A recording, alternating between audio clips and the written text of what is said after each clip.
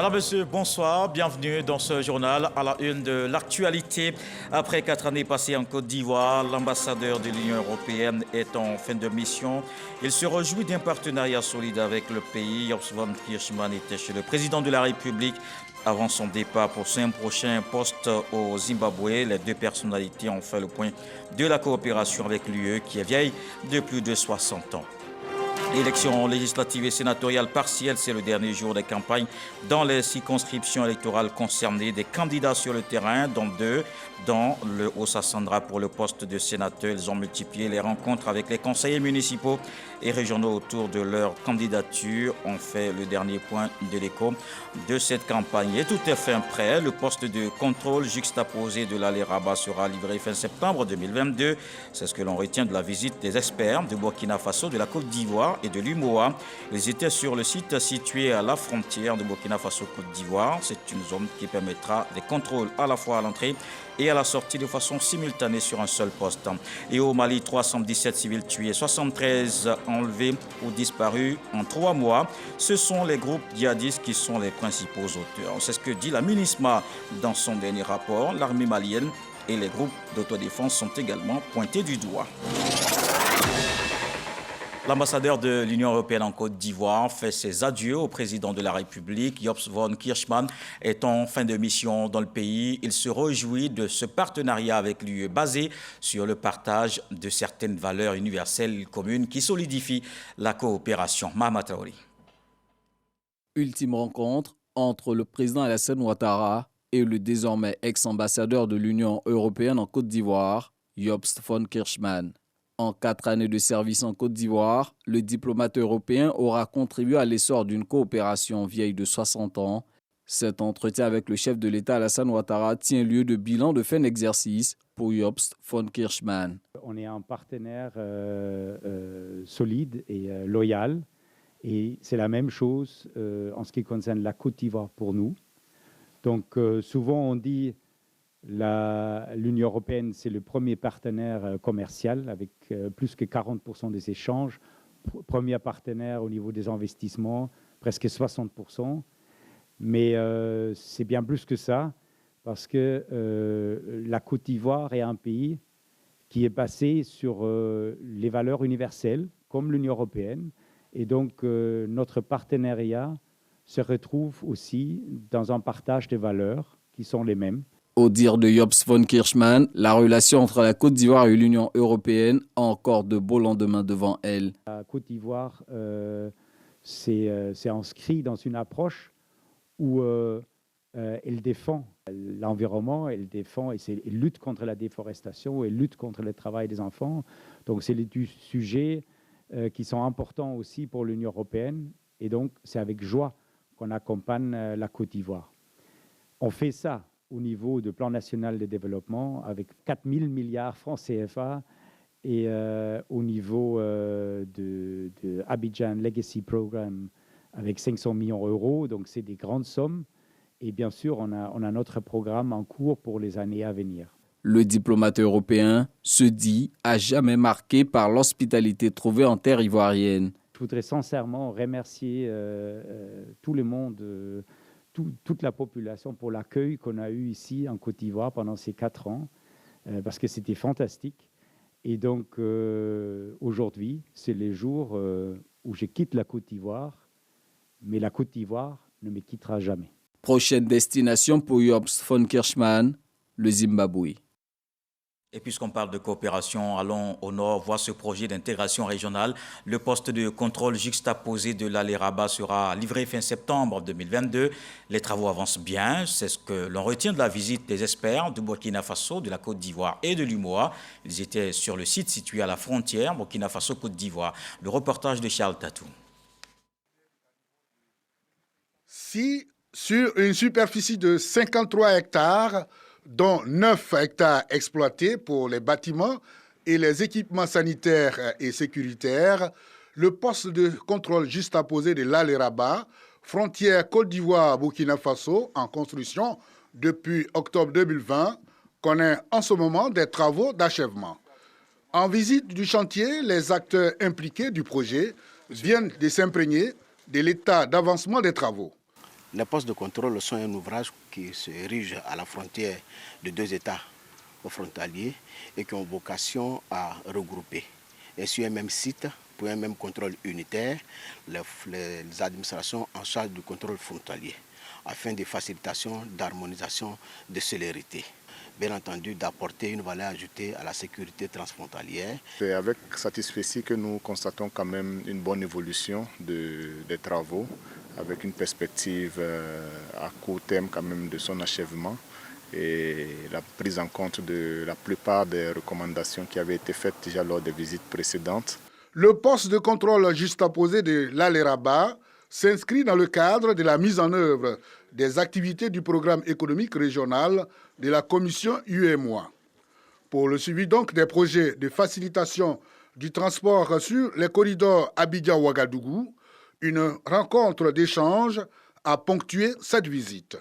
Avant ce poste, il y avait le poste de l'Alé-Rabat qui fonctionnait avec les services de police. Il y avait la santé, il y avait la douane, il y avait les autres corps.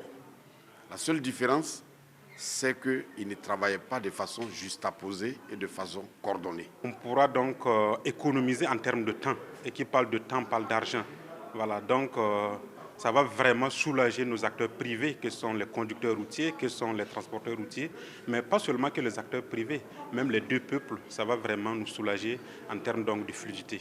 Avec ces équipements des dernières générations, d'un coût global de 9 milliards de francs CFA, le poste de contrôle juxtaposé de l'Alé-Rabat concrétisera l'intégration des peuples d'un pays membre de l'espace UEMOA. Et vous le savez, c'est déjà la rentrée. L'outil d'apprentissage se met aussi en place dans les écoles. Une entreprise vient de faire un don en matériel informatique au lycée de Sassandra. C'est un soulagement pour les élèves, mais aussi pour les enseignants. Sephora Zegui nous en parle. Bonne nouvelle pour le lycée Geoffrey Kwasi Raymond de Sassandra. L'établissement scolaire vient de recevoir du matériel informatique ainsi qu'une connexion Internet illimitée de la part d'un opérateur de téléphonie mobile. Les besoins étaient grands. Avec ces renforts, alors moi j'ai dit ça comble un déficit. Djibril Ouattara, directeur général de cette société, indique que la réalisation de ce projet d'un coût global de 8 millions de francs CFA intervient pour apporter la contribution de sa structure à la promotion de l'éducation. Nous nous retrouvons dans vos actions. Philippe Bloch disait qu'investir dans la formation, c'est conjuguer au présent, mais aussi au futur, le souci des hommes et le souci des résultats. C'est pourquoi, à travers notre fondation, nous voulons accompagner le gouvernement dans plusieurs secteurs, et notamment dans celui de l'éducation. Un geste fort apprécié par Mariatou Kone, première responsable de l'éducation nationale et de l'alphabétisation, pour qui ce don vient à point nommé. Je salue monsieur le directeur général de la fondation pour ce don qui tombe à pic. Qui tombe à pic parce que nous avons organisé les états généraux de l'éducation nationale et de l'alphabétisation. L'un des axes qui devrait nous aider à aller de l'avant, c'est l'éducation numérique, c'est les technologies de l'information et de la communication. Je voudrais vous dire merci et je voudrais m'adresser à mes collaborateurs du lycée Geoffrey de faire bon usage. En 2017, la même fondation a offert à cette école publique une salle multimédia équipée d'ordinateurs, d'imprimantes et de connexions Internet. Un dernier jour de campagne pour les législatives et sénatoriales partielles. Voici les échos de la campagne.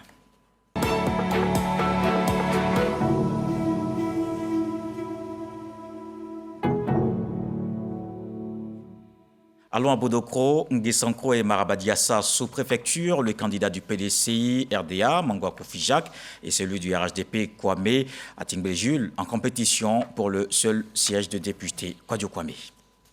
Élections législatives partielles, circonscription 57, Bodokro, Lolobo et Nguessankro. Atingbe Kwame Jules défend les couleurs du RHDP. Aider mon peuple au développement, à la paix et à la cohésion. Développement parce qu'ici, il n'y a aucune route praticable. Le peuple cherche à avoir son département avec un préfet bien entendu. Ça, c'est ce que le peuple veut. Nous voter pour les RHDP pour ça. Quand on est élu, le peuple veut ça. Il faut près de 80 000 habitants. Timbré Jules Kwame appelle donc le collège électoral à faire le bon choix. Élection partielle des députés à l'Assemblée nationale, circonscription électorale numéro 57, Bodokro Lolobo et Nguessanko commune et sous-préfecture Mangouakofi Saraka Jacques, défendant les couleurs du PDCI RDA. Je suis élu, c'est toujours dans la même veine. Vous savez, moi, je travaille depuis 42 ans. J'ai passé toute ma vie avec le monde agricole. Qui dit monde agricole, dit le monde rural. Donc je connais un peu leurs besoins. Bon, et puis un député, qu'est-ce qu'il peut apporter? Il n'a pas de budget. Je peux les aider à avoir certains projets auprès de l'État. Élection législative partielle, circonscription 57, Bodokro Lolobo et Nguessanko commune. Saoré Nguessan Patrice, candidat indépendant, désiste. J'ai été surpris de voir la liste des candidats où mon nom y figure en tant que candidat indépendant. Alors que je ne suis pas allé à la CI pour déposer ma candidature. Donc j'ai trouvé ça un peu contre nature dans la mesure où le PDCI est organisé. Et donc si le PDCI déclare un candidat qui le soutient, nous qui sommes militants du PDCI, nous devons nous aligner. Le verdict des urnes le 3 septembre 2022. Autre chose dans l'actualité, les praticiens de la médecine traditionnelle veulent pleinement jouer leur partition dans le secteur de la santé. Au cours d'une rencontre avec le ministre de la Santé, ils ont soumis quelques préoccupations. Pierre Dimba dit avoir pris bonne note. Il promet déjà d'établir une collaboration plus étroite avec la direction de la médecine traditionnelle. Serge Coléa. Renforcer la collaboration entre la médecine traditionnelle et la médecine moderne. C'est le sens des échanges entre les tradipraticiens et le ministre Pierre Ngoudemba. Cette rencontre inédite a permis d'aborder plusieurs questions d'ordre juridique, organisationnel et médical. L'association des praticiens de la médecine traditionnelle fonde beaucoup d'espoir dans cette rencontre. Tout ce que les praticiens voudraient avoir, la construction d'un institut, l'implication véritable des praticiens dans la lutte contre certaines pathologies, je crois que c'est un engagement fort. Et nous avons applaudi M. le ministre. D'ici 2025, nous devrons passer de 10 médicaments traditionnels homologués en Côte d'Ivoire à plus d'une trentaine, à plus d'une cinquantaine. Le ministre a exprimé sa disponibilité. Il entend tirer le meilleur profit de cette collaboration dans l'intérêt des populations ivoiriennes. Nous avons commencé à investir dans les infrastructures. Vous voyez ça et là, sortir jour en jour des hôpitaux donc, modernes, avec les techniques les plus sophistiquées, les plus innovantes. Si nous devons aller à l'universalité, mais pour cela, nous devons faire passer ce que nous avons dans le filtre qui permet donc d'assurer l'homogénéité de la connaissance mondiale. Et ça passe par la recherche, par la formation et par ce travail que fait le programme et vous, l'organisation, donc l'association des praticiens. L'appui de l'État sera effectif pour assainir et moderniser le secteur de la médecine traditionnelle. Et en santé, on s'intéresse surtout à la lutte contre la Covid-19. Voici le point de cette journée.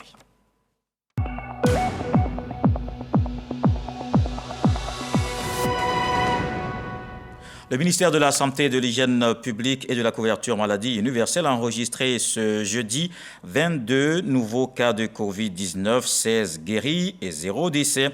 À la date du 1er septembre 2022, la Côte d'Ivoire compte donc 86 760 cas confirmés, dont 85 837 personnes guéries, 819 décès et 104 cas actifs. Au total, 18 349 727 doses administrées contre la Covid-19.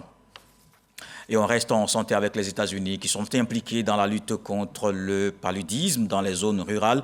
L'ambassadeur Richard Bell a sillonné quelques villages du département d'Abengourou. Il apporte son soutien dans la campagne de sensibilisation des populations.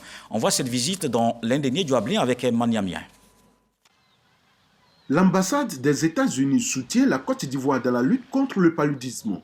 Pour engager la sensibilisation contre ce mal, son Excellence Richard Bell, ambassadeur des États-Unis en Côte d'Ivoire, a effectué le déplacement de la région de l'Indénié-Guablin. Première étape de cette visite, la localité d'Anekwadiokro, village de la sous-préfecture d'Aniansoué, dans le département d'Abengourou. Ici, il s'est entretenu avec les membres d'un ménage pour s'imprégner de la situation du paludisme dans cette localité située au bord du fleuve Komoui. Pour le paludisme, les choses vont mieux. Ce n'est pas toujours facile à voir, parce qu'il y a encore des gens qui tombent malades. Le paludisme est encore là, mais il y en a beaucoup moins qui meurent. Beaucoup moins qui meurent. Et ça c'est super important.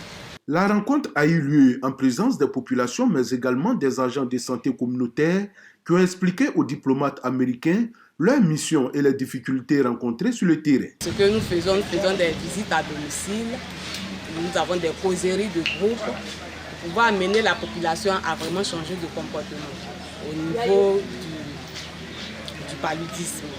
Il faut dormir, nous les sensibilisons, il faut dormir sous des moustiquaires.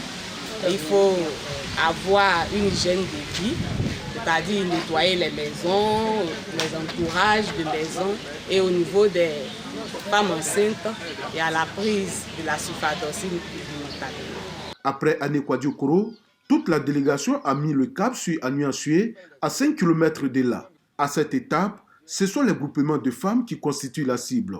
Elles se sont prêtées aux préoccupations de son Excellence Richard Bell, qui voulait en savoir un peu plus sur leurs activités. Tout le monde est content parce que quand on fait un travail, on voit quelqu'un qui tient vraiment à ce travail, qui vient te rendre visite, toi qui es petit, qui vient te rendre visite, et il t'apprécie, il t'encourage, vraiment c'est bon. On n'a pas de mots à ajouter que lui dire merci. D'autres visites à Abengourou étaient également au menu de l'agenda du diplomate américain dans la région de l'Indéni-Guablé. Une passation de charge à la nouvelle pharmacie de la santé publique, Clarisse Kayo-Maï, prend la tête du conseil d'administration. L'ancienne secrétaire d'État a un mandat de 3 ans. Vous allez l'entendre au micro de Jean-Marc Djadji. La nouvelle PCA mise sur la continuité dans les réformes et surtout le soutien dans l'amélioration des offres de soins dans les centres de santé du pays. C'est officiel. Clarisse Kayo-Maï prend les commandes du conseil d'administration de la nouvelle pharmacie de la santé publique, NPSP, pour 3 années. Elle aura la lourde tâche de proposer une politique générale dans le respect de la convention liant la structure à l'État de Côte d'Ivoire. Après 9 années passées au conseil d'administration, Kwame Gala, le président sortant, relève des défis. Le rôle que j'avais au moment où je prenais les rênes de cette institution, c'était notamment de régler les questions liées au recouvrement, parce que c'est une grosse difficulté en nouvelle pharmacie de la santé publique. L'autre question, c'est la question de la gouvernance. Il faut continuer de renforcer la gouvernance de cette institution.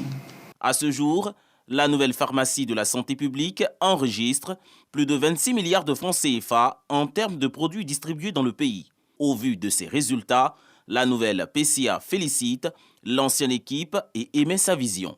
Le gouvernement a amorcé depuis plusieurs années la mise en place de la couverture maladie universelle.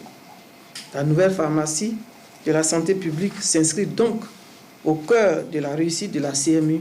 Notre rôle à tous sera donc de savoir relever le défi de l'exercice de cette mission. Élue le mardi 30 août 2022 par les autres membres du conseil d'administration de la NPSP, Clarisse Kayo-Maï fut précédemment secrétaire d'État chargée de la protection sociale dans le gouvernement du Premier ministre Patrick Hachi. Je vous emmène dans le département des Ouanounou, région du Bafing. La localité de Gouékan, érigée en sous-préfecture, a reçu son tout premier administrateur civil. Il vient d'être installé officiellement. Le ministre Moussa Sanogo a saisi l'occasion pour parler de développement et de cohésion sociale. F. Kwadio Kwasi Roger est le tout premier sous-préfet de Gouékan. Cette circonscription administrative, située dans la région du Bafing, a été érigée en sous-préfecture depuis 2010, en présence de l'ensemble des fils et filles des 8 villages de Gouékan. L'administrateur civil est présenté officiellement par Ibrahim Bayo, directeur général de l'administration du territoire, représentant le ministre de l'Intérieur et de la Sécurité, et Moussa Sanogo, ministre du Budget et du portefeuille de l'État, cadre du Bafing. Ça fait plus de 20 ans qu'on attendait ça, cette nouvelle. Et depuis on attendait cette nouvelle, ça a été une surprise pour nous. On ne s'attendait pas que ça allait être maintenant. L'ouverture d'une sous-préfecture est un moment important dans la vie des populations. Elle marque le rapprochement de l'administration des populations. Que de savoir aujourd'hui que les parents ont pu avoir un sous-préfet, je pense que ça va faciliter l'exécution de toutes leurs courses administratives. Et vraiment, je veux souhaiter surtout bon vent au sous-préfet dans sa mission. En tout cas, bonne chance à lui. Les populations de Gouékan sont reconnaissantes au ministre Moussa Sanogo qui a œuvré pour la réhabilitation de l'école primaire publique, le marché, la maternité, le logement de la sage-femme et celui du sous-préfet. Néanmoins, elles espèrent la résolution d'autres problèmes majeurs. Sur les 8 villages de la sous-préfecture, il n'y a que 2 qui sont électrifiés et il y a un gros travail à faire à ce niveau, en plus de l'eau courante qui est attendue. La sous-préfecture de Gouékan est située dans le département de Ouaninou. Elle compte plus de 4500 habitants. On change de localité pour une autre installation, mais cette fois d'une autorité coutumière. À Suefri, dans l'est du pays, le chef du village de Kwasi Seranou a été installé. Nana Adoucé est le 7e dirigeant de cette localité dans la région du Gontougo. Godefroy Okambawa.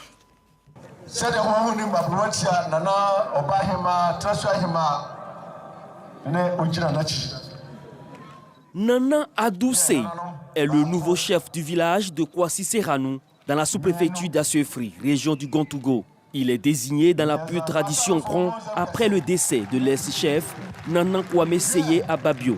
Mais avant sa désignation suivant la lignée, les doyens du village se sont concertés dans la plus grande discrétion.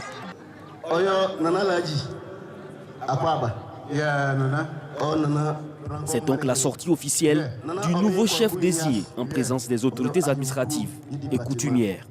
Il reçoit par la suite sa lettre de nomination par l'autorité préfectorale avec l'onction du roi des Brons, Nana Adjouman, représenté à cette occasion. Le nouveau chef est invité à prôner l'union et la cohésion entre les communautés. Prends l'exemple du balai. Quand tu enlèves un, il est facile à casser. Mais quand le balai est solide, que c'est ensemble, on ne peut pas casser. Donc je veux que tous les cadres, les villageois, les jeunes, nous soyons unis, nous soyons un pour développer quoi ce sera notre... Saluant la désignation du nouveau chef, le parrain de cette cérémonie d'installation, le ministre d'État, ministre de l'Agriculture et du Développement rural, Kobena Kwasi Adjoumani, exhorte les populations à soutenir le nouveau chef dans sa mission et surtout l'aider à relever les actions de développement. Je vous demande d'écouter votre peuple. Le chef n'a pas de parti politique. Mais le chef aussi peut orienter son peuple. Parce que si vous n'orientez pas votre peuple, mais comment le peuple peut choisir? Et quand on oriente le peuple, il ne faudrait pas être mu par cette volonté farouche de suivre aveuglément des enfants parce que eux, ils ont leurs préférences. Mais vous devez voir qui peut faire quoi. Et c'est en fonction de ça qu'on oriente son peuple. Les cadres du village de Kwasi Seranou s'engagent également à apporter leur soutien pour le développement du village. Nana Adoucé, sergent de police en exercice, est le 7e chef de ce village. Et dans l'actualité politique, la jeunesse de l'UDPCI était en assemblée générale. Les jeunes de ce parti ont renouvelé leur soutien à le président de l'Union pour la démocratie et la paix. Il était donc question de remobilisation, mais un accent a été mis sur le dialogue pour consolider la paix. Souleymane Doni Songui Moussa Konaté. Réunis en assemblée générale, c'est par la lecture d'une motion que la jeunesse de l'Union pour la démocratie et la paix en Côte d'Ivoire a réaffirmé son engagement à soutenir Albert Mabry-Touakeus, président du parti. Considérant l'engagement du président de l'UDPCI en faveur de la liberté individuelle et collective, la jeunesse de l'UDPCI lui réaffirme sa disponibilité pour traduire en actes concrets toutes les instructions qu'il lui plaira de donner pour la marche victorieuse de l'UDPCI. Convaincu de la détermination de ses membres à réussir les missions qui leur sont assignées, le président de la jeunesse de l'UDPCI justifie la tenue de cette rencontre. Cette assemblée générale avait pour objectif principal de remobiliser nos bases, de faire l'état des lieux de toutes nos coordinations au niveau d'Abidjan de l'intérieur du pays, mais également d'analyser la situation politique nationale. Privilégiant le bon ton comme gage de la consolidation de la cohésion sociale, le président de l'UDPCI, Albert Mabry-Touakeus, réexprime son ambition pour la conquête du pouvoir en 2025 et exhorte toute la classe politique à privilégier le dialogue dans le règlement des divergences. Du haut de cette tribune et en votre nom et en mon nom propre, je voudrais inviter la classe politique, les leaders de tous les bords. Je voudrais inviter les Ivoiriens et les Ivoiriennes au rassemblement et à la cohésion. Le bureau exécutif de la jeunesse de l'UDPCI compte poursuivre ce projet de mobilisation et de redynamisation pour une JUDPCI plus forte, avec en perspective le séminaire bilan global d'évaluation des actions du parti prévu à Mans et à Biancouma. Une formation politique qui s'organise aussi, c'est à Séguéla que le président du Parti démocratique libéral a ouvert les premières assises. Mamadou Traoré Segbe veut redynamiser son parti pour son implantation à travers le pays. Moussa Konaté. Le Parti démocratique libéral donne un coup d'accélérateur à ses activités pour mieux structurer ses bases. Son président, Mamadou Traoré Segbe, est en première ligne pour les assises de Séguéla. L'objectif principal étant la redynamisation du PDL pour une meilleure implantation à travers le pays. Les membres du bureau exécutif, les coordonnateurs, délégués régionaux et départementaux ont reçu chacun leur feuille de route. Celle-ci se définit autour de 3 axes: élaborer les projets de société du parti, mettre en place les mécanismes de financement et enfin définir la politique de maillage des sections sur le plan national et international. Nous allons produire un document. Il y a des commissions qui sont mises en place. C'est le résultat de ces commissions qui vont nous permettre de dire ce que nous allons faire. Ces assises de Séguéla font suite aux récentes missions éclatées organisées par le parti qui ont permis de présenter les idéaux du PDL aux Ivoiriens qui sont entre autres la liberté, l'égalité, la fraternité, la justice et la solidarité en vue de l'émergence d'une société libre et développée pour l'épanouissement de chaque Ivoirien. En musique, une carrière de 40 ans, 21 albums à son actif et plusieurs reconnaissances nationales. Ces 4 décennies, il fallait les marquer. Et Luxon Pado l'a fait en donnant un concert. Le précurseur du Laba Laba, le fils de Taïra Gueye, a gratifié le public de son répertoire particulièrement riche et varié.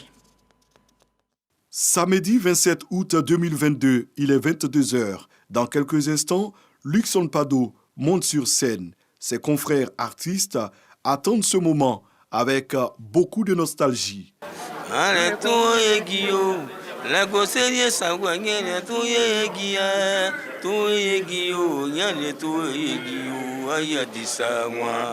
Ça fait plaisir d'écouter si Luxon Pado comme ça.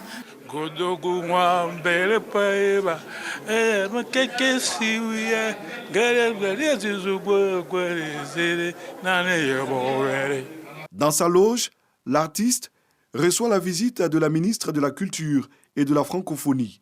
40 ans, c'est pas 40 jours. Dire qu'on sera toujours à vos côtés. RTI, c'est cette chaîne-là qui a lancé Luxon Pado, 82, par feu Fulgence Kassi. Il est 23h. L'enfant de Taïra Gueye fait son entrée. Bain de foule, chant introductif. Ensuite, comme en 1982, il entonne Kalegu, sa carte d'identité culturelle.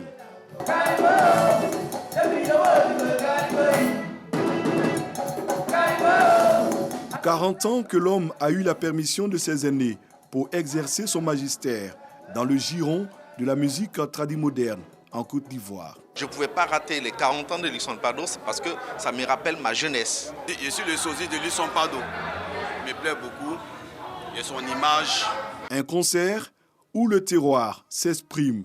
Lagota PCIA, le roi du Laba Laba, revisite son parcours. Une longévité musicale rythmée par des tubes fredonnés en chœur.